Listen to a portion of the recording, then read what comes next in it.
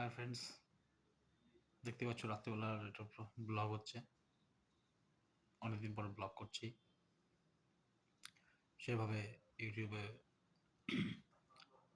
Blog upload করতে পারিনি, তো আজ থেকে প্রতিদিন দুবেলা করে ব্লগ পেশ করব।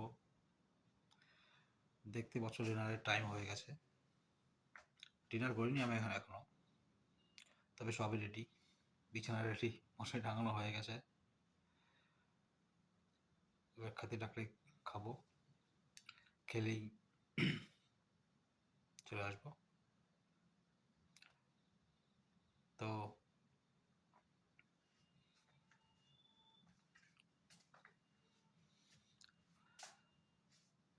এই রাত্রের ব্লগ